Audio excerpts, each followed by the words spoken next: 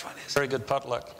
I'm just going to talk for a little while, and then we can have questions, because that really cuts more quickly to what concerns you.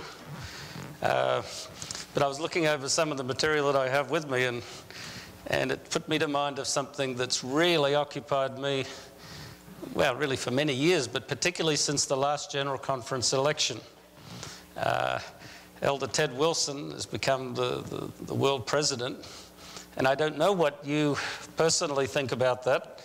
I know within the Adventist Curia there are views, and you do need to understand that he was largely elected by the other divisions. Within North America, I don't think there's personal animosity, but some of his agenda troubles them, and you've seen it worked out through the women's ordination issue, which I don't have a strong opinion against it, but it's been a very unfortunate battle. But one thing that inspired me from the beginning as we began his term, and I've got to be careful because I really am opposed to kingly power in the Adventist church. You know, Ellen White had a lot to say about church leaders acting sort of like kings and potentates or popes. You know, there's where church rule is run amok. And in fact, I had the benefit, I think it was the day after Ted Wilson was elected. You know, I have a program on 3ABN, and they had their studio set up behind the Dome in Atlanta. And the day that Ted was elected, I was walking back to where I was parked, and I see him sitting there with his wife with the lights on, and they were interviewing him, and I thought, this is very good. But then I think it was the next night, they asked me to be on their discussion program, and before I got on, I was sitting off to the side. I heard them talking about our new president, and it just amazed me. They didn't mean much by it consciously, but the way they were talking about Ted, you'd think the Pope had been elected. You know, he's going to do this, he's going to do that. Our system is very diffuse. It's very hard for General Conference president or even a union president to do things directly easy. They can make a lot of trouble if they want to, but they really don't have the power to just sort of snap their fingers, and nor should we give it to them. So I felt really good when I was able to get up front. I quoted Ellen White saying that we don't believe in kingly power, and mostly he has the bully pulpit and so on. And a few people the next day said that they appreciated that because they were being troubled by the way the discussion was going.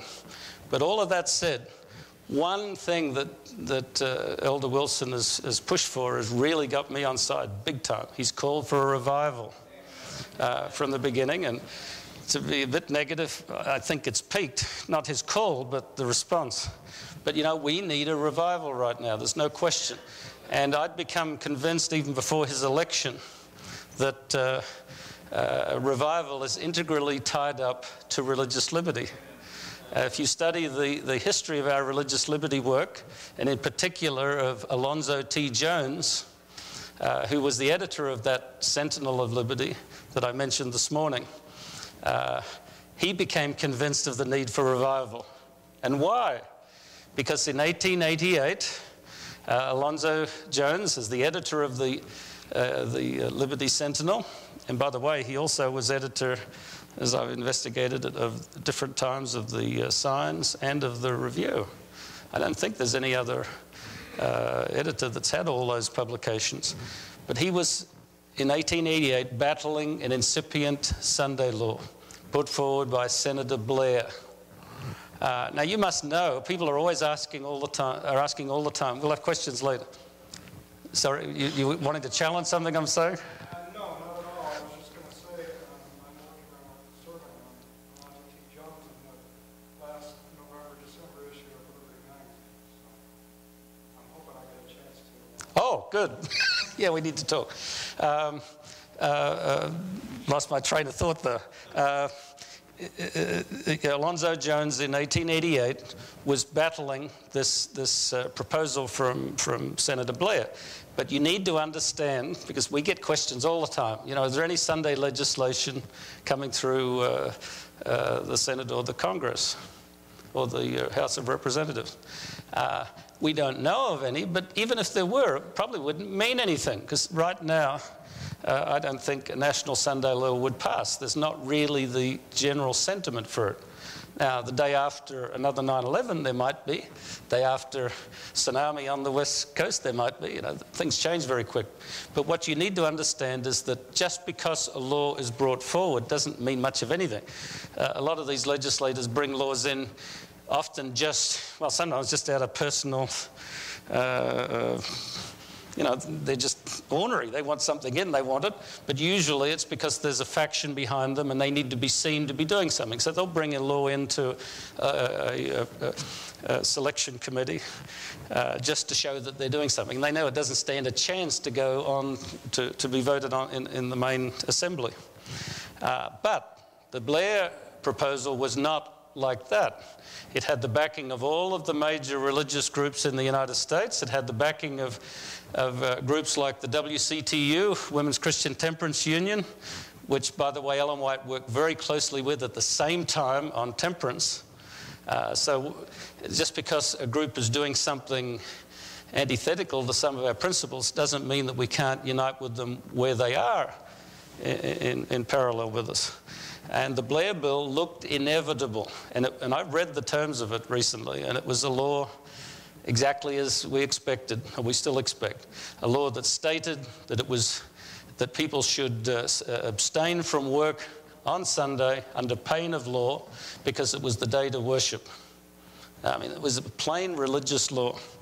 And A.T. Jones and others, Adventists weren't the only ones opposed to it, but they defeated it. But in doing that, A.T. Jones was face to face with the expectation that the third angel, which is what the third angel's message it would fulfill.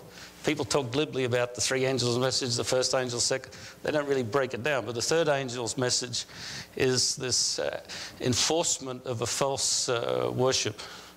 And we believe by the United States with the backing of Roman power. That would fulfill the third angel. And then things closed up very quickly. He saw, since this was inevitable, imminent, that it should not happen, could not happen without a revival in the church. And that's why in 1888, as the main speaker at the General Conference session, he, with his co-editor, J.H. Wagner, got up and called for revival. And to this day, I have people that bounce me all the time. They're convinced there's some secret message there. And it just isn't. It was the same message as any true revival, called back to elevating Christ and the power of God and for personal regeneration and commitment. That's what it was all about. And it wasn't confined to that year. In 1893 and 95, I think, the next two sessions, he was the main speaker. So the idea that it was rejected formally is not right. What happened is that he was in a long-running fight with a number of church administrators who thought that he was Ellen White's fair-haired boy, which was half true because he'd come out of the military as a young guy and lived in Ellen White's home for a while. And then as he took up the religious liberty cudgel, she supported him most times. About the only main critique she had until very late in his career was that he liked to argue too much with Catholics and others, and that he should back off a bit and be a little more charitable with them. It's not that he said things wrong, but he said it wrongly. But there was antagonism by some of the leadership, and so they didn't receive his call to revival very well, and in the aftermath we're not too charitable about it. But I believe we're in the same dynamic now. I can make a good argument that the ducks are all in a row. There's no legislation in Washington, but September 10, there was no Patriot Act in Washington either. And, was it 3 weeks later it took to get it through? It was very quick. And the same thing could easily happen because attitudes about the Constitution, the need for extraordinary things in an emergency, the need to redefine this as a Christian nation, to get back to a morality that will, redeem us from God's punishment. And D. James Kennedy, for example, who I sat with for about 3 hours one afternoon in his office not long before he died. He wrote a book on the Ten Commandments, and in the chapter on Sabbath, he said it straight, that all of these natural calamities and distresses that are coming on America will not cease till Sunday is protected by law. It's exactly what Ellen White said would happen. The whole scenario is very much as we would expect right before a Sunday law, not least of which, in my view, a sea change has come over the US culture, particularly with Christians, but with all people. The idea that in this extraordinary war against terror and against those that would destroy our country, that we really actually must torture them, and that we're doing a good thing. What does the Bible say? The day will come, they believe they're doing the will of God to kill you. That has not applied across the whole population ever before in the United States that I know of, in my analysis of history. We had there was an article rather in Christianity Today not long ago. I think it was in Christianity Today. It was an interview with Gary Bauer, and it was on torture. And remember Gary Bauer? He's one of the most forgotten people, but he aspired to be president once and didn't get too many votes. But he was very influential with the Christian right. And Gary Bauer said he wasn't sure that Jesus would torture, but he was quite certain that Jesus would expect every one of his followers to torture. And, you can dismiss that as sort of a crazy statement, but I think it is reflective of what's taken grip in many people, thinking that we're fighting against absolute evil, the total theological other, and you do a good thing. But where they forget is that, it's a very imprecise instrument. It's whoever yells out terrorist and points the bone, then all of this suddenly becomes active. I can remember a few years ago, just before he died, Jerry Falwell was on TV with Reverend Al Sharpton, and they were, peas in a pod on most issues, including abortion, which they started discussing. But halfway through the discussion, Sharpton tried to divert it to more social gospel stuff about helping the poor in the inner cities and so on. Reasonable, I thought. But Falwell didn't like it because he was getting off message on the abortion thing. And he turned to him, and I saw this live, and this is exactly what he said. He turned to him and he said, if you believe that, he says, you are not a Christian, you are not an American, you are a terrorist sympathizer. And I think it was a very rude statement, but we know what happens to terrorist sympathizers. You disappear, you're taken somewhere else, you're waterboarded 180 times, all of those things. We're in a very interesting dynamic, a very polarized situation and highly charged with religious intolerance. So I do believe that revival is the next imperative for Seventh-day Adventists, not particularly to understand all the legal cases going on now, and you can get an exposure to them if you read Liberty or some of the materials that come out of our website or the Office of Legislative Affairs. We have OLA.org. We have our NALA site, which is done by my associate, Melissa Reed. I thought it was better to have it set off separately, so she's doing the membership organisation for Adventists who want to get involved in religious liberty, and I think it's nala.org again. But we have several different sites you can get facts and figures on these legal developments. But it can be, not seeing the forest for the trees. These sort of things can blind you on bigger shifts taking place, because we'll probably always be debating fine legal points on little issues, even as the huge shifts take place. And they are taking place. But we need to prepare by revival. And I just pulled this quote that I'd used a few times before, enough so I can hardly read the first line, but I love this quote from Special Testimony to the Battle Creek Church in 1882. And Ellen White says, as we near the close of time, the demarcation between the children of light and the children of darkness will be more and more decided. They will be more and more at variance. This difference is expressed in the words of Christ, born again. created anew in Christ, dead to the world and alive unto God. And here's the statement that I think is amazing. These are the walls of separation. You know, we talk about the separation of church and state, but this is the most operative separation between those who are born again and those who are not. These are the walls of separation that divide the heavenly from the earthly and describe the difference between those who belong to the world and those who are chosen out of it, who are elect, precious in the sight of God. It's worth remembering that ultimately it's a spiritual battle, not a legal argument. I know that people are just salivating about discussing the Pope's resignation, and it's not wrong for Adventists to see so much importance in the goings-on in Rome, because we're the inheritors of the Protestant Reformation, and it's worth remembering that this country once used to be characterized by an extreme Protestant viewpoint. It was never a Christian nation, and that's one thing we need to lay to rest right now. You know, the religious right like to define this as some sort of a structural Christian civil society. It never was formally that, but it was always made up of a majority Protestant population who held extremely, even bigoted views against the Roman Catholic Church.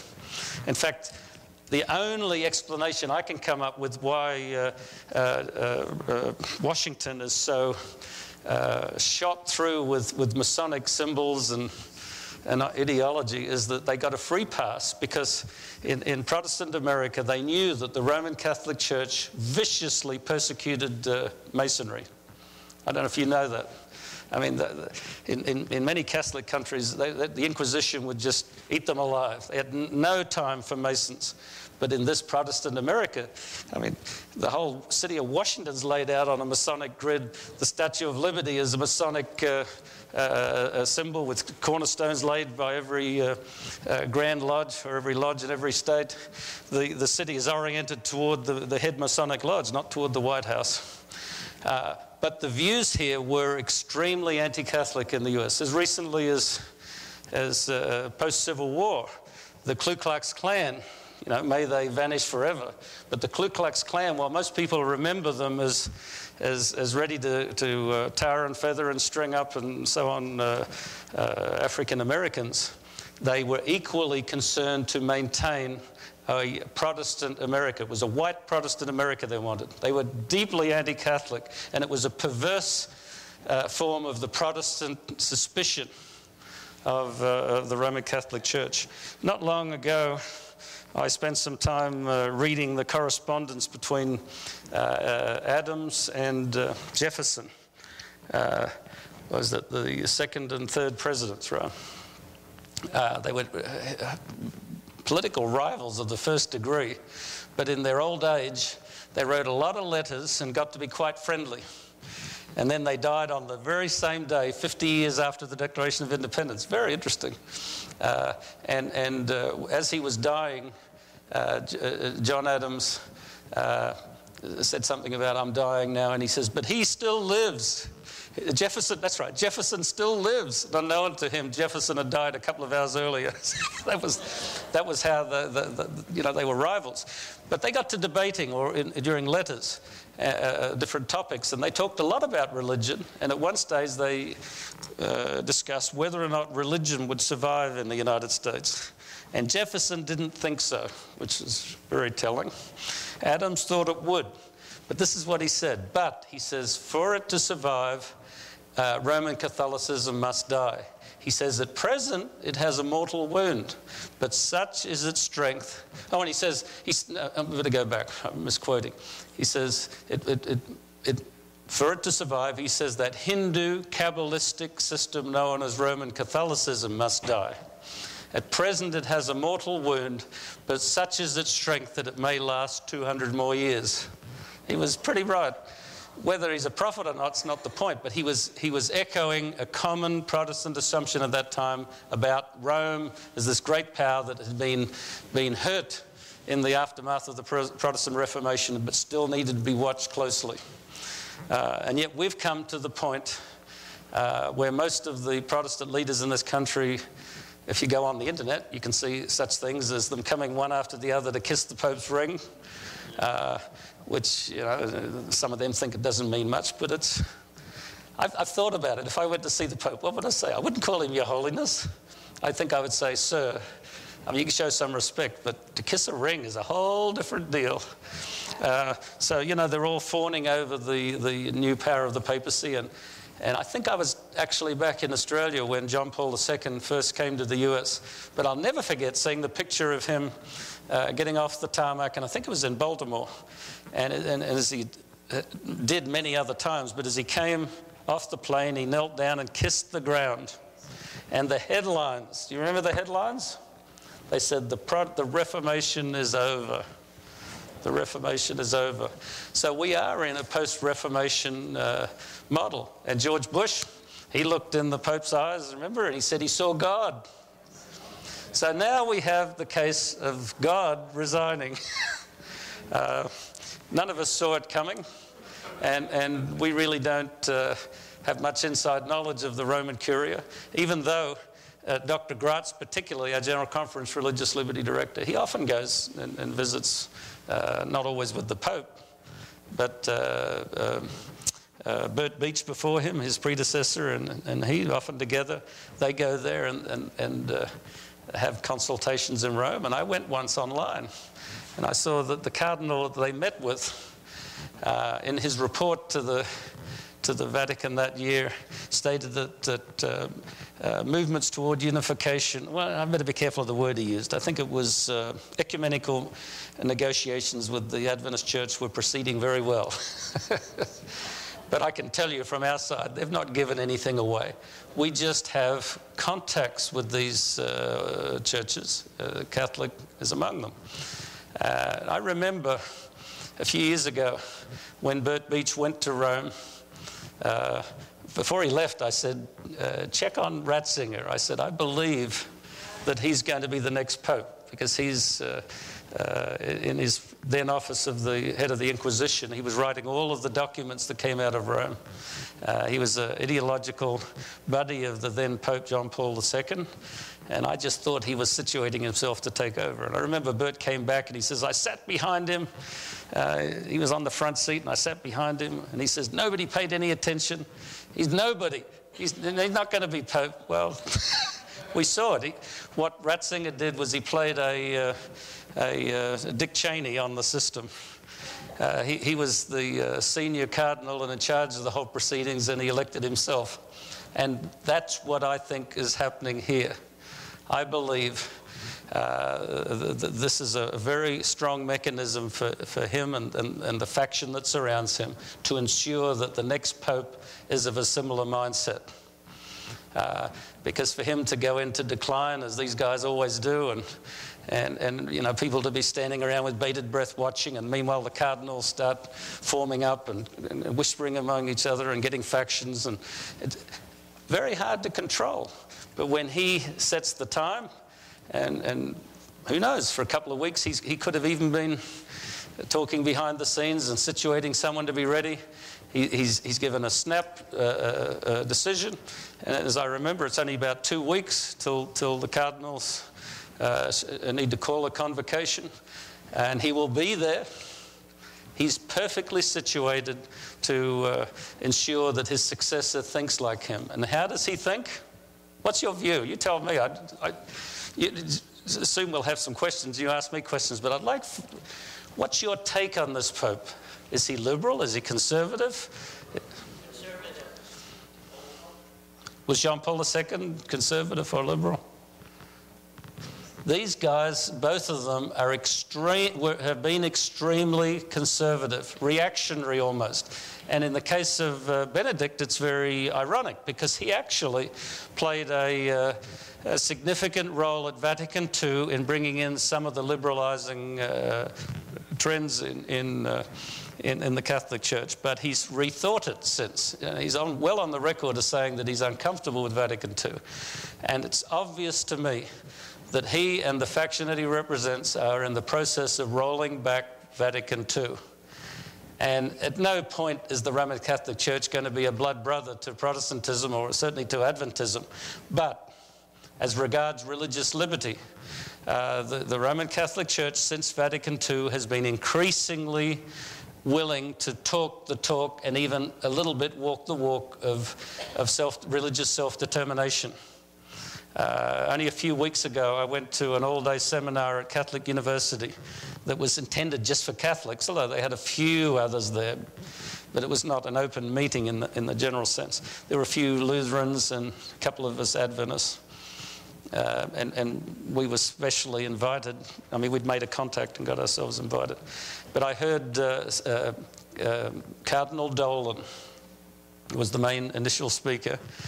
I heard him saying wonderful things about religious liberty, wonderful things. And the Catholic Church has become a leading force. And I believe they're about to do to religious liberty what my father, who was heading our temperance department, saw them do on drug and alcohol issues and the moral aspect of healthful living. They outdid everybody else and claimed that for themselves. We have no temperance department at the GC now, or at any level. You understand that, don't you? A health reform in that regard has been appropriated by them. They're about to take the high road on religious liberty. And Cardinal Dolan, as part of that, gave a report on how they had tackled this administration. And you know the healthcare debate, which isn't quite what it appears, but they've been able to situate themselves as here, the aggrieved church that's standing on principle, and this government is prepared to grind down their religious freedoms. So he was holding forth on that, and as he got into it at some point, he obviously had an internal trouble, and he stopped. And he said, it was not long ago, before Vatican II actually, no, I think he specified that, and he says, where we Catholics held, error has no rights. And that was the Catholic view. But they have changed. They have changed. Their caveat now is, and if you read Liberty, you'll know it, their caveat is more philosophical. They are defending the rights of people to believe anything or to disbelieve. You're personally a free moral agent, and you shouldn't be forced. But in society at large, and in relation to the government, they've enunciated a view that's really a modern restatement of their old one, of subsidiarity. That there is separation of church and state, there is the secular world and the religious world, but that the civil governance is subsidiary to the church. Well, they're not crossing that gap now, but they've sort of got themselves hovering, ready to come in. And then the other principle that is in the process of working out, and it's starting in Europe, with family rest days that are being put into law, of course it's Sunday, is the idea of certain things for the public good, or the common good rather. The common good will trump some of these concerns of personal autonomy. So it's coming in subtly, but as far as Vatican II, they did state in a generally very admirable way through, in particular, a document called Dignitatis Humanae, the dignity of man. They stated more enlightened views of the autonomy of the individual to believe or disbelieve, change religion, and so on. And what I think is the key of this election that's about to come is, will the Catholic Church change or accelerate its present course in relation to Vatican II? If they keep hardening up and moving away from Vatican II, trouble is on the horizon. Of course, you and I know that will be the case. But we've got questions later. So I really believe that that's what's happening. As far as why he chose now, none of us will know exactly. I don't buy that it's because of his failing health particularly. He isn't even close to his predecessor. It was painful to watch his predecessor, through the mass or whatever. He's a pretty fit guy for his age, and just because he has a pacemaker doesn't in itself mean much of anything. But he clearly has been troubled by inside the church. We've been reading them for a long time. There's rumours that he's not a very good manager, which means that he hasn't delegated well, and the people that he has are not doing a good job of controlling, the normal day-to-day running of the Curia and spreading the power of Rome throughout the world. He's had internal problems of an extreme nature with his his butler or his butler spreading stuff out and around, and people should sit up and take notice about how they're dealt with it. They act as a sovereign state. They arrest him and put him in solitary confinement. That little, 300 or 400 acres, they have all of the perks as though they're a separate state, thanks to Mussolini. And in fact, I think it was under his predecessor. You remember there was a horrible love triangle and suicide pact with the Swiss Guards. They were carrying on, and a couple of them killed each other. And so they've had some scandals there, but he's lived through some pretty serious personal ones. He's been shown to be very ineffectual against as far as the sex scandal. In fact, I mean, they haven't implicated him personally in anything, but his dealing with it has been compromised way back to when he was Archbishop. So I think that's probably giving him some pause.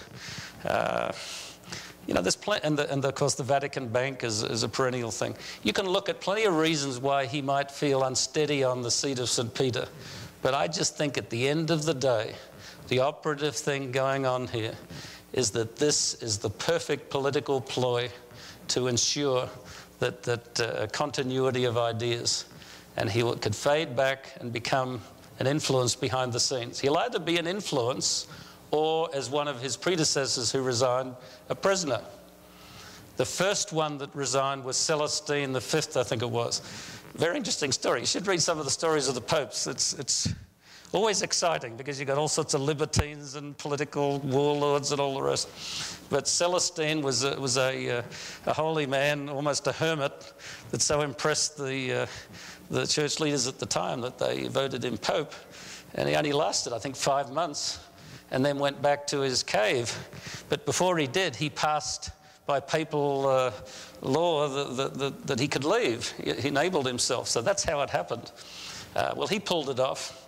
But I forget the name of a later pope. When he did it, he was kept a virtual prisoner and died very quickly in obscurity as a prisoner in the Vatican.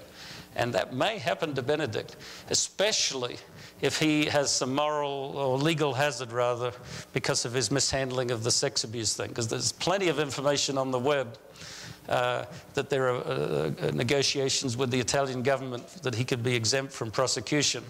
But there's no logic that I can see that's why he's leaving, because not a head of state, nor certainly a pope, is going to be put in cuffs by someone just because they think he's done something. He's safe as long as he's pope, but as a private individual, even a lower level cleric, he could be. But I just see that as clever positioning. There's just no logic that he's leaving because he thinks, that the modern day General Berthier with a police cap from downtown Rome is going to come onto sovereign Vatican territory and arrest the Pope. It's not going to happen. But you need to be aware that that's bubbling at the side. So, at the end of the day, I think for Seventh-day Adventists, there's abundant evidence that what we were told in Great Controversy, which I hope you're reading again. The Great Controversy is very plain on it. That what we were told is happening before our eyes. That Rome, that at the beginning of this country, and even when Ellen White wrote, Roman Catholic Church was a thoroughly weakened religious institution. Remember, even in World War II, what was it, Stalin? He says, how many divisions has the Pope got? Well, they put him straight. It's a little bit more complicated than that. But they were not a major force even up to World War II. And it really, there's several events, but you certainly can point to Ronald Reagan conspiring with Pope John Paul II to bring down the Polish regime and put a wedge into communism. That's when America, as a Protestant-flavored country, put its guard down and started working with Rome. And Ellen White says something, and I don't want to talk too much long because I like questions, and we can go questions forever. Ellen White says that Rome well, she says many things, but she says that their purposes are long-term, that they can, wait out and work methodically toward their purposes. She says that at the end of time, all of their sins will come out to be seen, which is very true. Things are coming out now. But I do believe that they're on a fast track now. And it's true what she said about the long term, that Rome, they haven't tried to do it in their day. But I think there's plenty of evidence that today they're on a fast track. And I'll give you 2 reasons. We were talking about it at lunchtime. The first is Cardinal Ratzinger himself. You should go back and read the documents. They're very illuminating. And I'll tell you the main ones of when he was Pope. There was Dominus Dei, the Lord's Day, where he outlined a theological argument for Sunday, but he starts using every single text that we apply for Sabbath. He doesn't dispute them, he applies them. He accepts that it's Saturday. And then at a crucial point of the document, he says, while the early Christians had no direct command from the Lord to change it, they felt that they had the authority. Once he does that, then all of his argumentation for Sabbath applies now to Sunday. Other documents that he had that are very interesting is Ad Tuendum Fidem, to defend the faith. You should read that. It's not very long. And we know why he put it there. They were trying to bring Catholic theologians to heel. And it has 3 sections.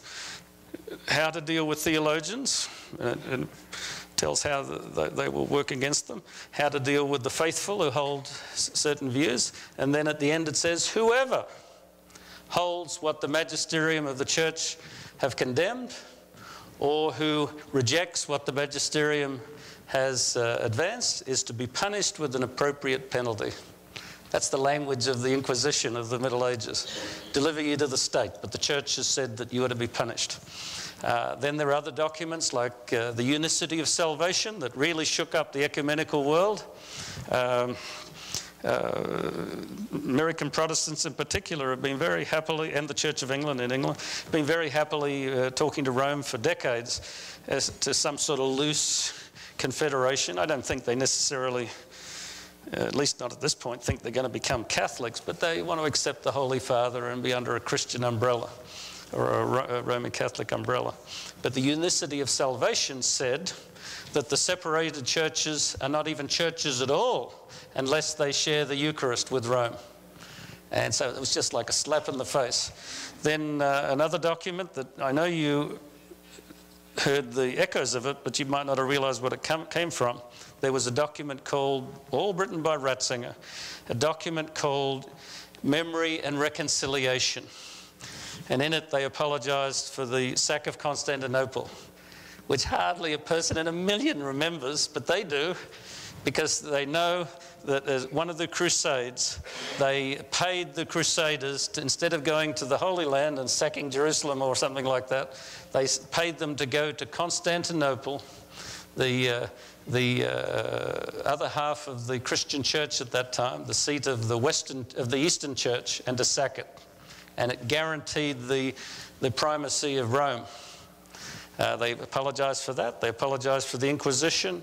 They apologized for the persecution of the Jews and a few other things like that. But you look at the document, it's very interesting because it says, is it even possible to ascribe guilt to the actions of another age? They throw out that theoretical. And then their model of logic in the middle of the document is this. It says, just as Christ, holy and undefiled and incapable of error, took upon himself the sins of fallen, sinful human beings, so the magisterium, that's their word for the innate authority of the church that was granted by Christ to Peter, so the magisterium of the church, holy and undefiled and incapable of error, will apologize for actions of sinful, fallen human beings. That's not an apology in my view, but they got lots of good press out of that. But the document that I wanted to mention as far as them being in a rush is an explanation written by Benedict on the... I keep getting myself in a corner here. Is an explanation of the third vision of Fatima. And some of you might have read Malachi Martin's book years ago, The Keys to This Blood. And, he didn't have the inside track on everything, but he seemed to know his Catholic Church fairly well. And he said at that time that that Pope John Paul II had been reading these visions and believed that they related to the end of time. But it remained until some years later for Benedict to put this on the Vatican website. And he tells the story very plainly and gives a theological explanation. In about 1917, I think it was, these 3 young girls saw a vision of, initially they thought it was a wood sprite, or maybe not even a nice spirit creature, but they became convinced by the priest that it was the Virgin Mary. And she appeared to them several times and gave apocalyptic visions. And they were sealed up in 1948 by the Bishop of Leiria, Portugal, and sent to the Vatican and put under lock and key, basically. And as we thought, but now we see it's true, that just before he was shot, John Paul II took them out and was reading them. And then when he was shot, it suddenly convinced him that rather than some future thing, these applied to him now. And Ratzinger, I was thinking Benedict, but Ratzinger, as he was then known, explains it this way. The scene is a ruined city, desolate. War has destroyed the city, and the Pope and other church leaders are making their mournful way through the city, and they move up the hill toward a cross. And as they get to the cross, near the cross, men with guns come out and kill the Holy Father, he says. Meanwhile, up in the sky is the angel with the flaming sword that Benedict says is the angel of Revelation. And the angel swings the sword to destroy the world and cries out 3 times, penance, penance, penance, like the anti-3 angels message. But before he can destroy everything, the Virgin Mary stretches out a hand and deflects the sword of destruction. Now, once you know that, it makes more sense by what you probably know, that after he survived, the Pope took the bullet out of the Pope-mobile and mounted it on the crown of the statue of the Virgin Mary in Leiria, Portugal, and dedicated his pontificate to the Holy Mother. That's an apocalyptic vision that he believes applies to, or he thought applied to him then and now. Benedict is very clear about that they see this as all, and there's supposedly a little element further that they don't even want to share. Talks about great trouble and destruction coming on the church. The other thing that you can read about, and they'll dispute a bit whether they think it's valid, but it's well known at all levels within the Catholic Church and even some of the laity. Around the year 1100, a Catholic bishop from Ireland, Malachi, and he was sainted by the Catholic Church, had a series of visions where he was shown, I think, 112 popes from his time on. And they were fairly cryptic visions. He only names one of the popes, but he describes them all.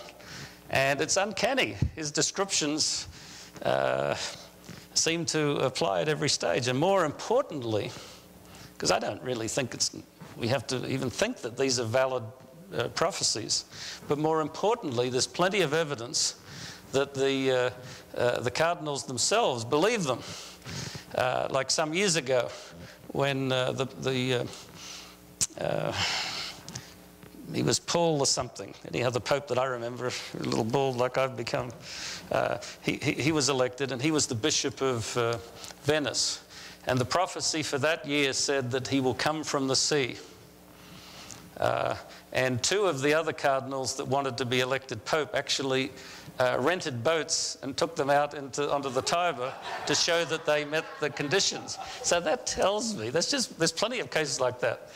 They might not be so totally convinced, but they're not sure enough that they'll at least go with it. Now, the prophecies of St. Malachi end with this next Pope. And the next one, Benedict, he said, would be come from the Order of the Olive. Ratzinger chose the name Benedict because the Benedictines have the symbol of the olive. So they're following it. It's certain to me that they are. Now, the next pope is named Peter, and it says that he rules over the ruin of the church, a time of great distress when the cities of Rome, the hills of Rome even disappear.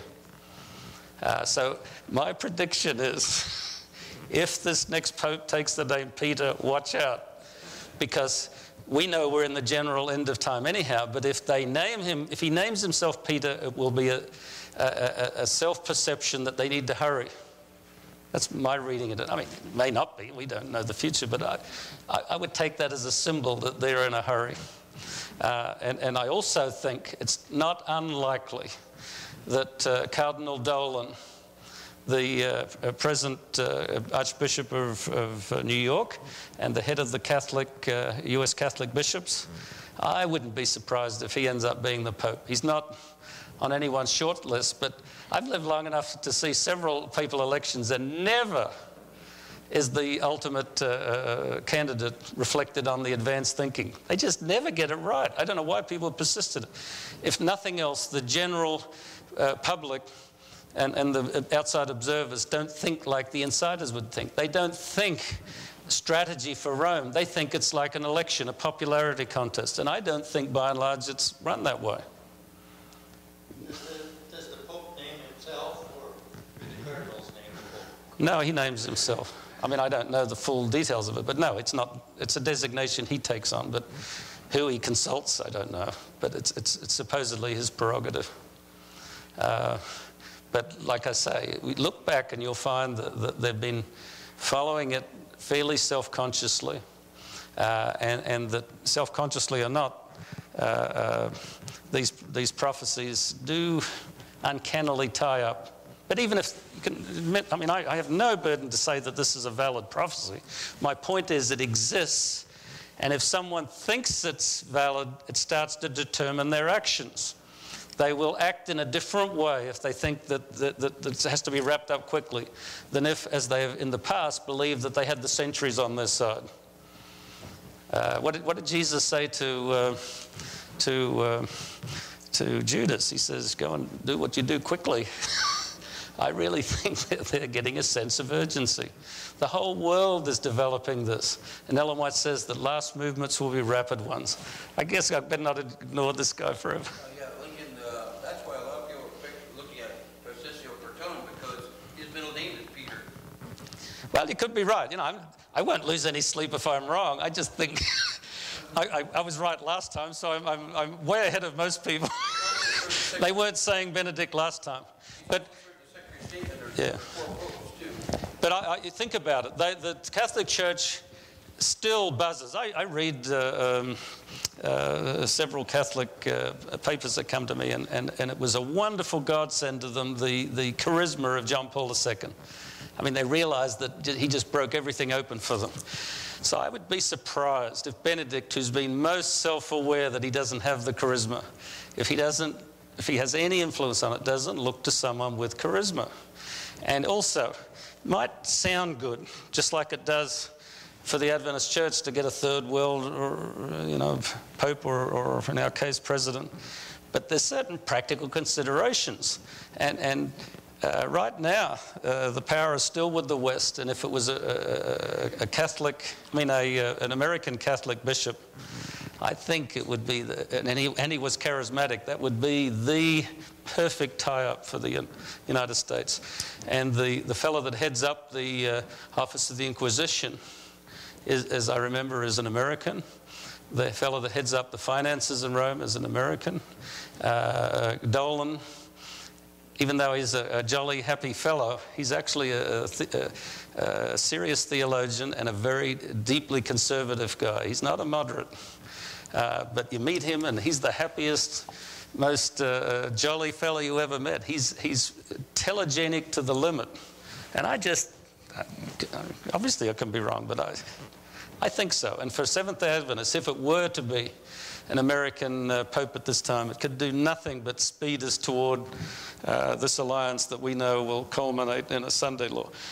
Doesn't depend at all on Rome per se. Ellen White says, I think I've remembered it exactly, she says, when the leading churches of the United States move upon the government to sustain their institutions and support their decrees, in other words, that's state aid and Sunday observance, she says, then Protestant America will have formed an image to the Roman hierarchy, and civil penalties upon dissenters will inevitably follow.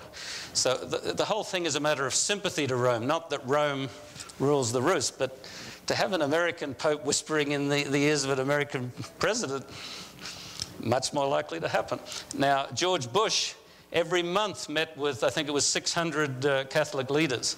So the deference shown to Rome is phenomenal. And right now, not for reasons of malice, but there's a clear dynamic where Roman Catholics are the dominant faction in the Congress and the Senate, and in fact in all federal and most state positions. You watch, just about everybody that's ever named to any significant thing, I notice, either Catholic or educated at a Jesuit university. Now, that's their right. We've got to be careful as Adventists. The Constitution says no religious tests for public office.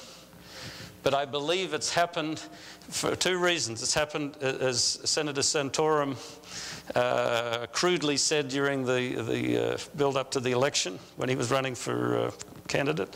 He said that Protestantism in America is absent. It's happened because there's no strong desire for Protestants to have responsible governance. They just want to seize it through the religious right. And then the Roman Catholics, I read their stuff, they're encouraging dedicated Catholics to move into public service. And that's not wrong, but taken together, the net result is that they're in the box seat. And 6 out of 9 of the Supreme Court justices are Roman Catholic. Not of the same political spectrum, but when an issue of great importance to religion comes up, they'll likely fall into line on that side.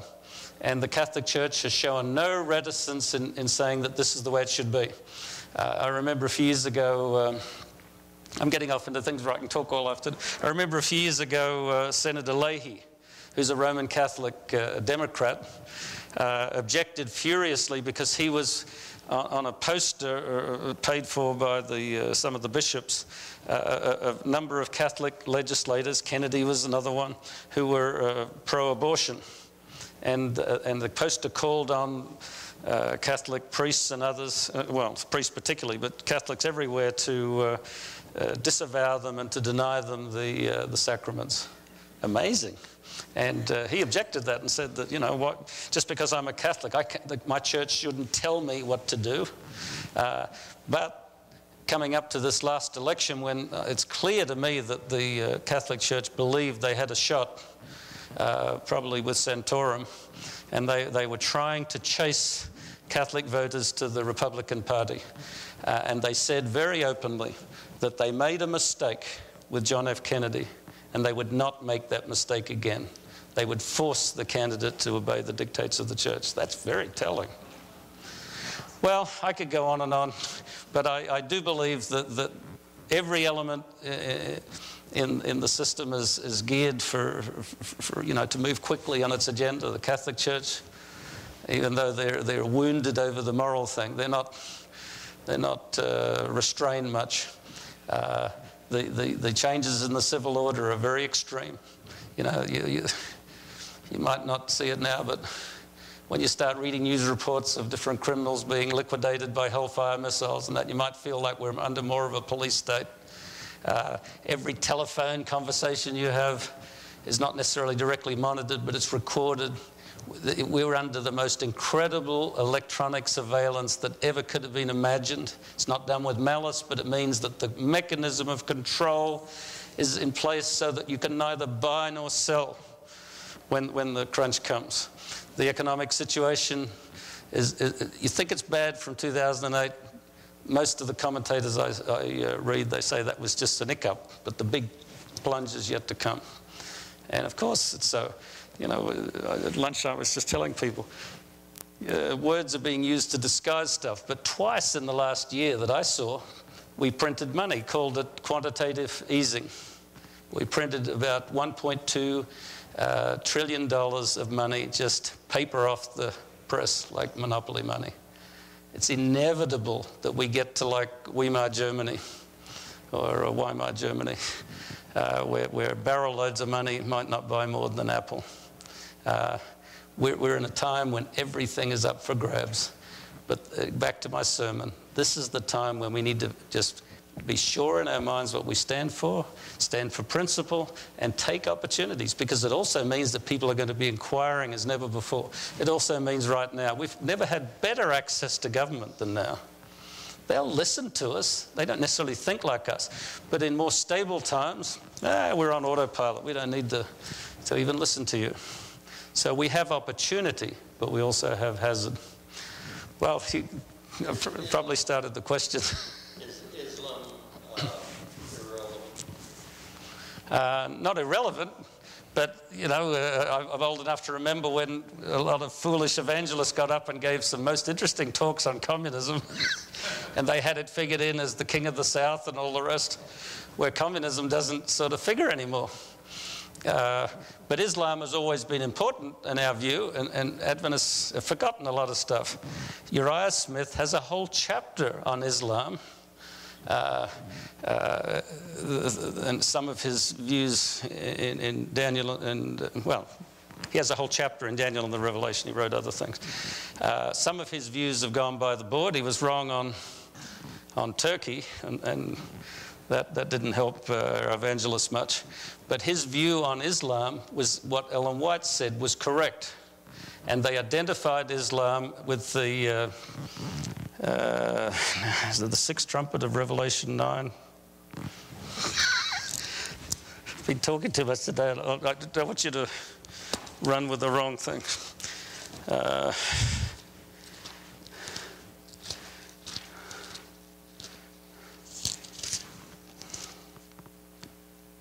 It's Revelation 9, the fifth trumpet.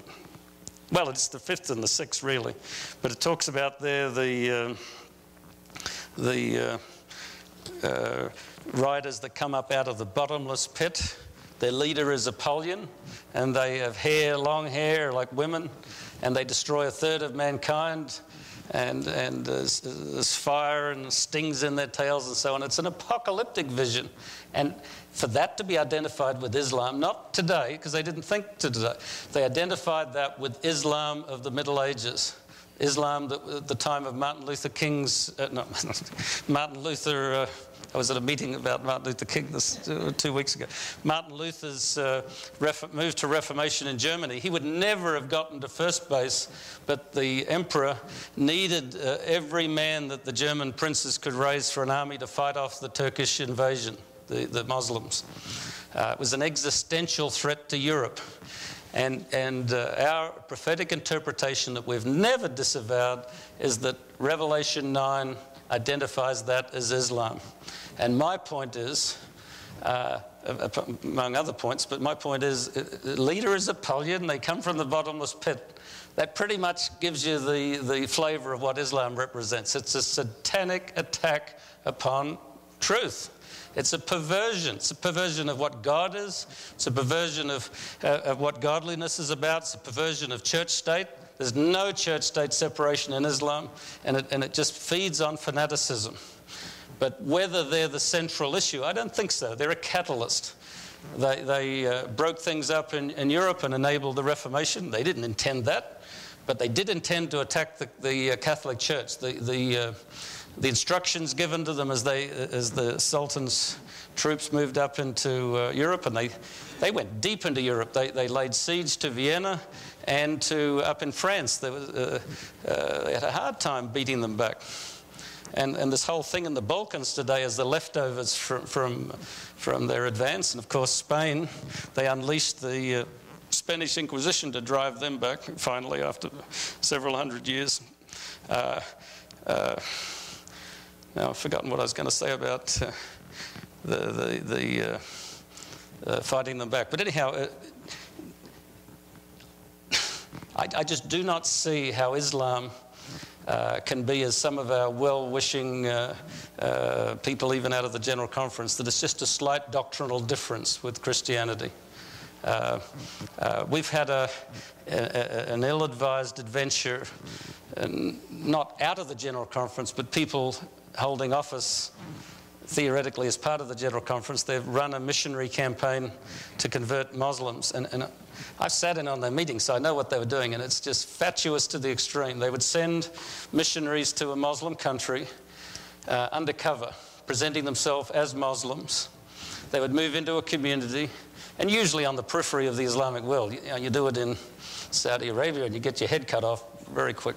But they would go into a community, say they were Muslims, have a job, talk to people after hours, and slowly slip in views of Jesus and the Sabbath and so on. And if they got a sort of an answering chord, then they would come out and they would say, well, we have 10 people that are Hanafi Adventists or Christians in this area. They've accepted the principles that we have. But those people wouldn't know it.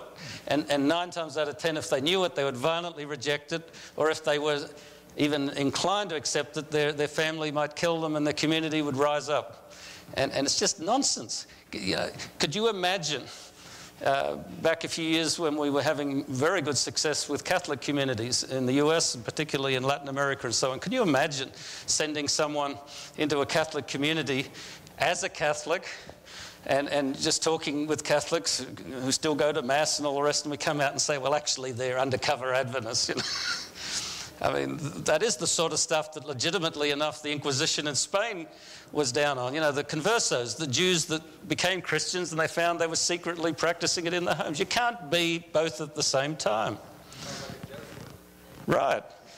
I mean, they did it with a well-meaning intention, but not understanding what they were dealing with. They were thinking that they could sort of persuade people across. When you're dealing with such an antithetical system, you have to disabuse the person of what they hold. You can't just sort of meld the two and believe truth and error at the same time. And there are many good people in Islamic countries. I've been to a number of them. I've talked to people. And with Dr. Gratz, on one of our visits, we went to where there was religious warfare between Christians and Muslims. And we had some good meetings with the leaders. But that doesn't mean that they're Christians. God has, His Spirit moves on humans everywhere, and there are people of good intent regardless of what they hold. But that belief system, I believe, is pernicious. And I could go on and on, but let's just keep it to religious liberty. It's dangerous on that level because the Quran is very specific. There is to be no separation of church and state. The church governs every aspect of your life. And so, someone brought up at lunchtime about Sharia law suggested in a few places in the US. I don't think it'll happen. But, I mean, it should never get to first base because you cannot have Sharia law coexist with civil laws here and not expect religious persecution. It's problematic. We need to pray that God will move on the hearts of Muslims, but we're dealing with a serious issue. What I believe Islam is functioning as, again, as a catalyst. In Europe, they're under an existential threat from Islamic immigrants that they let in as guest workers. In Germany, the Turkish guest workers, and France the same. Last time I was in France, I had a GPS and I didn't know how to code it. I should have put main roads only, but I wanted between point A and B, and I ended up driving across the entire greater Paris area, street by street. And I went through the areas where there's bombed out buildings and burned cars and all the rest, and there's the whole swatches of it. You'd think you're in North Africa. They have a serious, serious problem because these Muslims particularly have come in massive numbers and been there several generations now, and they don't leave their religion, and they're very aggressive about it, and it's threatening the social culture of Europe. And that's why I think we're going to witness a supposedly secular Europe becoming aggressively Christian in identity, not in spirituality. That's why the Pope, after the fact, we don't know what happened to start it, but once this family day of rest has started to catch on, they're pushing it like crazy, that this will redefine Europe as a Christian entity, not a Muslim one. And even here, I think there's an element of it going. It's just presenting differently through the religious right and their Christian America concept.